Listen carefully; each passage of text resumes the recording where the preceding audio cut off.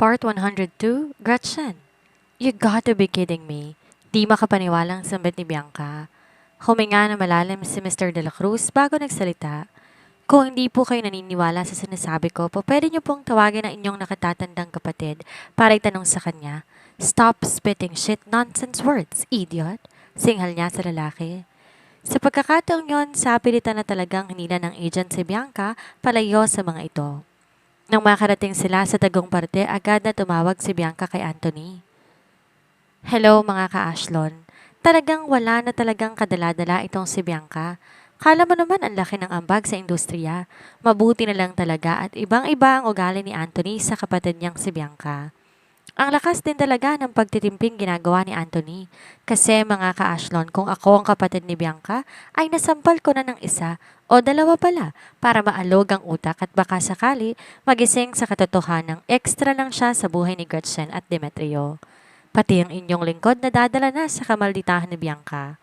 Bago pa ako maging dragon, ituloy na po natin ang istorya. Napasimangot naman si Anthony na makita niyang tumatawag ang kanyang kapatid. I am still working, Bianca. Kung ano man yung sasabihin mo, just save it for later on. Hindi na ako makapaghintay. Mamaya pa, kuya. I saw Gretchen here in Apex. Paliwanag mo sa akin kung bakit pinayagan mo siyang mag-dub ng movie ko. Ngayon nasabi ko na boses ko mismo ang gagamitin sa palabas. Alam mo naman hindi kami magkasundo, di ba? Yet you still brought her here. Kapatid ba talaga kita? Nang gagalaiting asik ni Bianca. Binabalaan kita, Bianca. Don't you dare bully Gretchen. Malamig na tura ni Anthony. Walang buhay na natawa si Bianca. Bakit ba pinoprotektahan mong babaeng yon? She is nothing but a witch. Paalisin mo siya sa Apex ngayon. Ngayon din, kuya. Hinilot ni Anthony ang kanyang sentido para pakalmahin ang sarili niya. Naririndi na siya sa boses ng kapatid niya. No, I am not changing my decision just because you don't like her. Hindi ba't actress ka? Then be professional. This is work, Bianca. What? Di man ganun kasikat si Gretchen kumpara sa ibang matagal na sa industriya, pero yun ay dahil kakasimula niya pa lang. Later on, he is sure Gretchen will be in demand based on her skills. Kung boses mo ang gagamitin natin sa palabas, your breath is too weak for the character, Bianca. Mas bagay sa boses ni Gretchen ang bidang babae kaya siyang napili namin.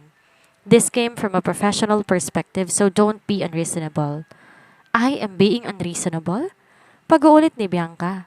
Akala niya kakampi niya ang lalaki dahil kapatid niya ito pero hindi niya inaasahan na sa bibig pa nito mismo manggagaling ang mga katagang iyon. Ginayuma ka na yata ng babaeng yan eh, kaya nababaliw ka na sa kanya. She is a vixen who seduces men for her bidding. Matatanggap ko pa na naakit niya si Colin dahil malandi siya, pero ikaw? Nababaliw ka na talaga.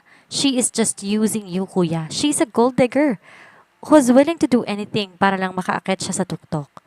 Umusbong na ang galit sa sistema ni Anthony sa mga narinig niya mula sa kanyang kapatid. Does she take him to be stupid para lang sabihin ng mga bagay na yon? Kahit pa si Gretchen ang humingi ng trabahong yon mula sa kanya bilang kabayaran sa pagliligtas nito kay Bianca, Gretchen is also capable for the job, kaya hindi siya papayag pagsalitaan to ng masama ng babae.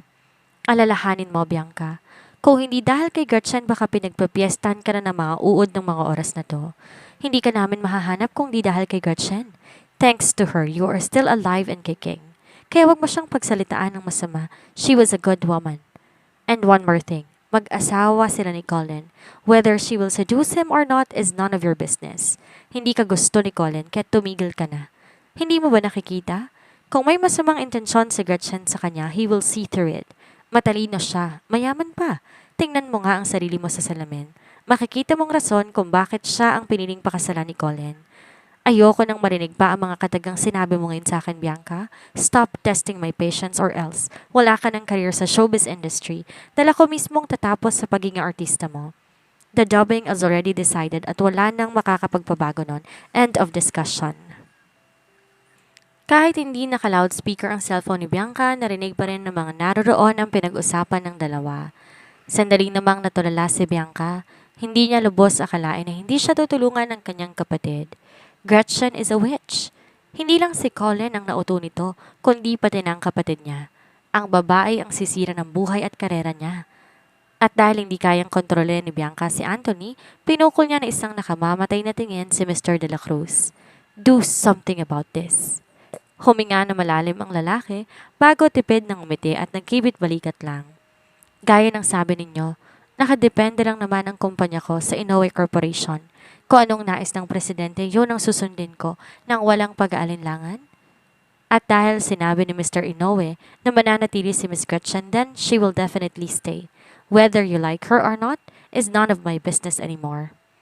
Hindi gusto ni Mr. De La Cruz ang pag-uugaling meron si Bianca. Masyado tong mayabang, mahilig mang maliit ng kapwa. Wala din tong respeto sa kanya na para bang may napatunayan na sa industriya sa sarili nitong sikap. Kung wala ang pamilya nito, hindi naman sisikat ang babae. Kaya naman sobrang saya niya ngayong nakita niya na hindi nakuha ng babae ang gusto nito at nang gagalaitin na sa galit. Nais na palakpakan ni Gretchen ang CEO ng Apex sa mga sinabi nito. Hindi mo ba alam na sinabi ko na mismo kay Mr. Yamoto na boses ko ang dapat gamitin sa palabas? Hindi ka ba natatakot kay Master Colin? Mapanguyam na tanong ni Bianca.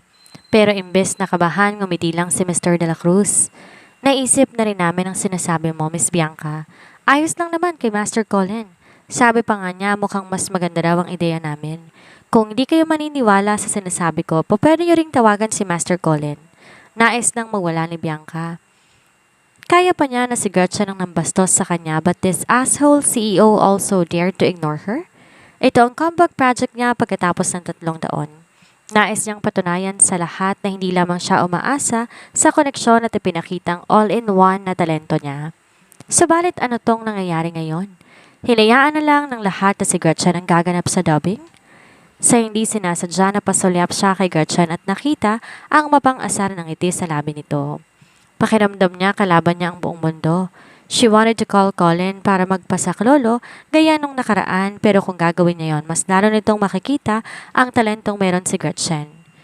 Kung ipapaliwanag niyang lahat kay Colin, then she will surely lose dahil kakampihan nito ang madalanding si Gretchen. Nasa pag-aalangan pa siya nang tumayo si Gretchen at naglahad ng kamay.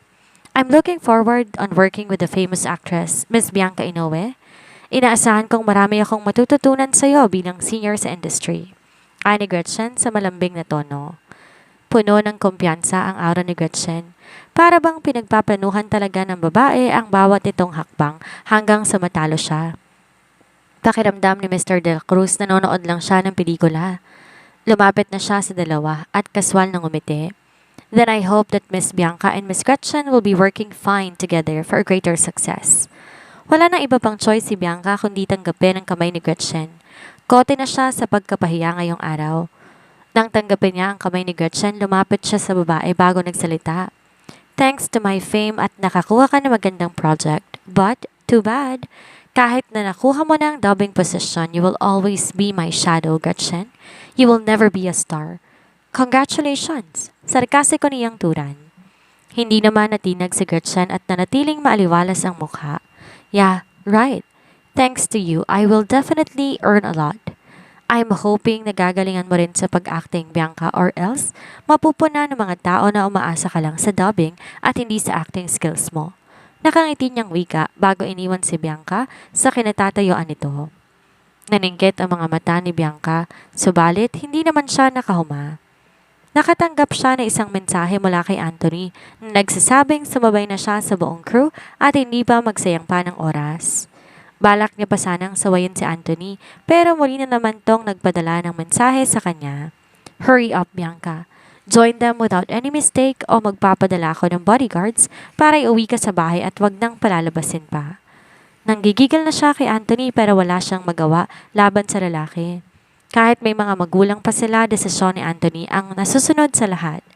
Kapag sinabi sa mga magulang nila ang mga pinaggagawa niya, talagang katapusan na niya.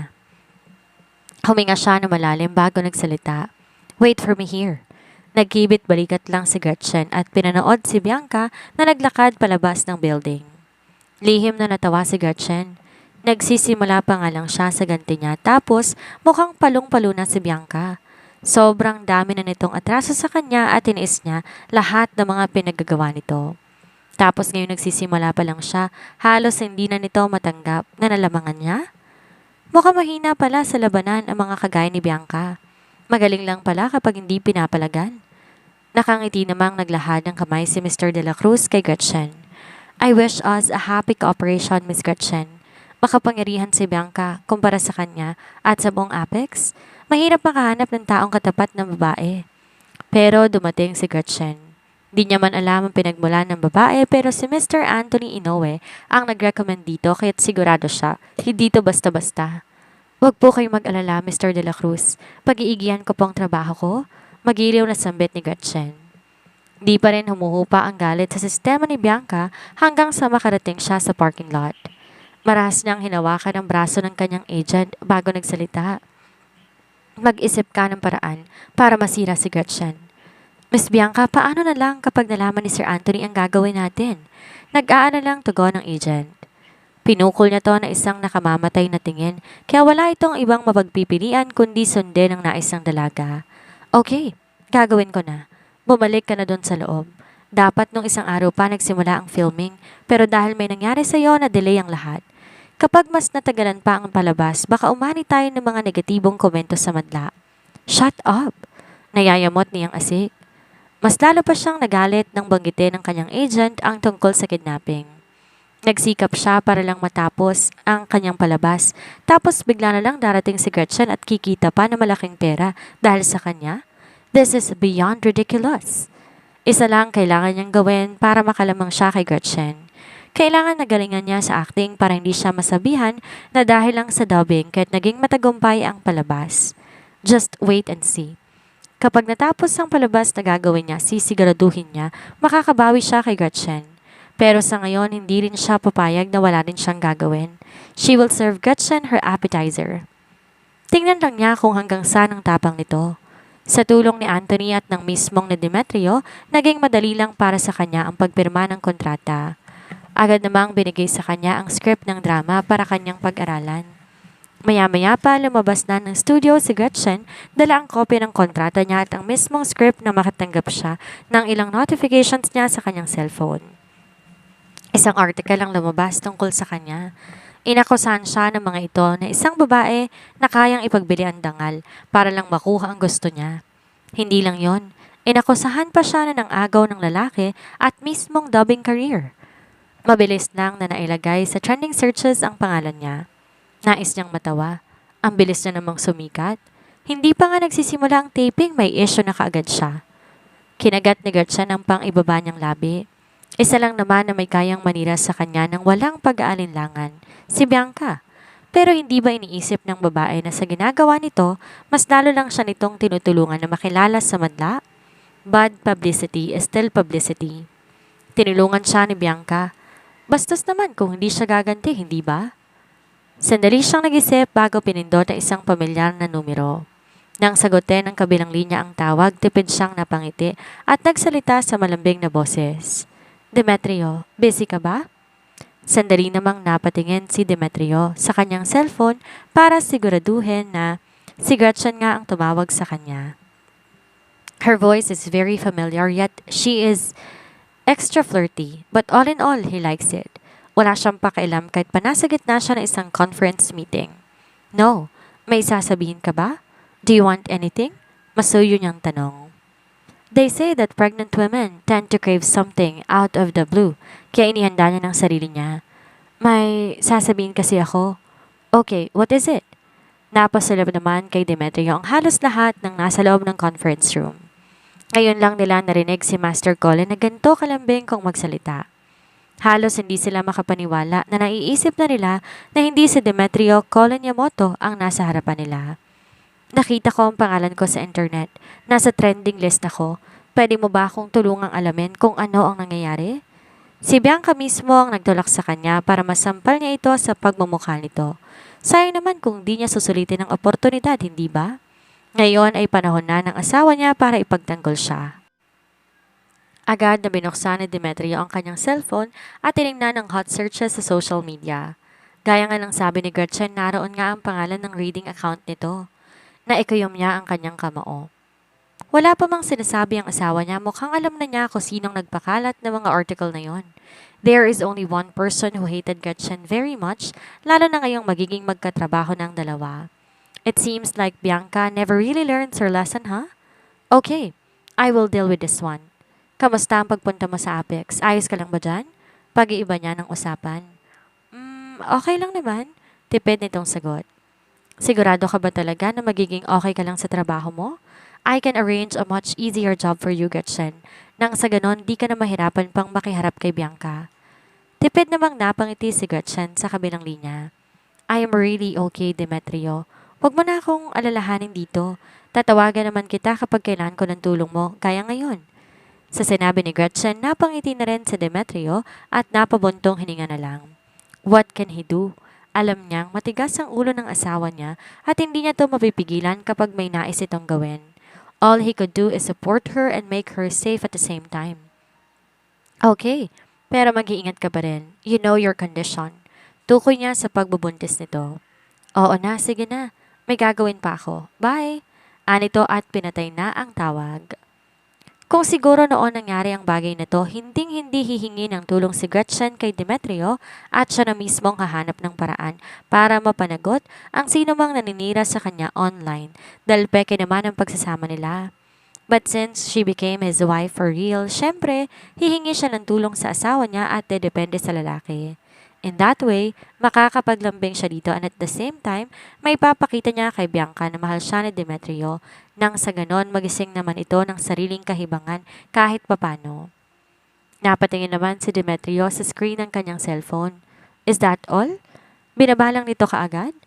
Bakit kapag ang asawa ni Jomar ang tumatawag sa lalaki, naririnig niya na nagbibigay pa ito ng sweet na mensahe bago nagpapaalam? Sa kaisipang yon, hindi niya maiwasan na mapanguso. Gretchen should practice being sweet to him just like what other couples do. Habang nasa ganong kaisipan si Demetrio, nahihiwagaan naman ng mga board members na nakatingin sa kanya. Kailan lang ba natutong magsalita? Sa malambing na paraan si Colin. Gayong singlamig ng yelo ang damdamin nito at may pusong bato pa. Nang makagat ng tingin si Demetrio at isa-isang tinignan ng mga naroon, agad namang nagbagong ekspresyon ng mga ito sabay iwas ng tingin. Tumikhim siya at hindi na pinansin pa ang kakaibang titig sa kanya ng mga kasama niya sa loob ng conference room. Nang dumapo ang mga mata ni Demetrio sa manager na nakatayo sa isang tabi, nakaramdam ng labis na takot ang huli. Kahit na hindi pa nagmumukhang galit si Master Colin, sa malamig pa lang nitong tingin agad na silang nakaramdam ng kaba at pangangatog ng binti. Bakit bigla na lang nagtaas ng presyong supplier natin sa loob ng 8 taon? What is the reason behind this? Panimula niya. He was good mood a while ago pero ngayong may kinakaharap siyang problema, bigla na lamang napawi ang lahat. Kasi po, sabi ni Master Kevin, 5 million lang annual business income ng kumpanya at masyadong mataas ang presyo ng supplier kaya nais niyang mas pababaan pa nila ang presyo kaya't yun ang sinunod namin. Ani ng manager sa nanginginig na boses. Pinagpapawisan na malagkit ng manager. Kung tutuusin, sobrang dali lang para kay Master Colin na tapusin ang buhay ng isang gaya niya ng walang kalaban-laban. Huminga ng malalim si Demetrio bago napasandal sa kanyang swivel chair. Kailan ba kayo nagpalit ng boss na siyang susundin niyo sa dynamic? Malamig nitong tanong. Di naman nakasagot ang manager at napayuko na lamang. Kahit magkapareho ng apelido sina Master Colin at Kevin, di naman lingid sa kaalaman nilang lahat na may hindi pagkakaunawaan ang dalawa. Noong nakaraan, nakinig siya sa sinabi ni Master Kevin sa kanya at hindi na kinonsulta pa ang pinakaboss nila sa pag-aakala na maliit na bagay lamang na pababaan ng presyo na napagkasunduan. Hindi niya lubos sa kalain na biglang lalaki ang issue at magkakagulo pa. Naiintindihan din naman niya ang galit ni Master Colin nang dahil sa nangyari may mga delays na nagaganap sa loob ng kumpanya. Pack your things. You're fired. Bring me a supplementary contract and raise it by half. Lahat ng lugi sa naganap na gulo ikakalta sa dividend ni Kevin Yamamoto? Nako, ano na naman kaya ang gagawin ni Bianca para mas masira niya si Gretchen? At si Demetrio, ano kaya ang gagawin niya sa kalokohang ginawa ni Kevin ng kanyang pinsan? Isama pa ang ama nitong si Rohel na tiyuhin ni Demetrio. Huwag niyo pong palalagpasin ang sunod nating kabanata. Comment naman po kayo kung taga-saan kayo para naman malaman ko kung saan na ba nakakaabot ang ating munting channel. Maraming salamat po sa inyo. Ingat po kayo palagi.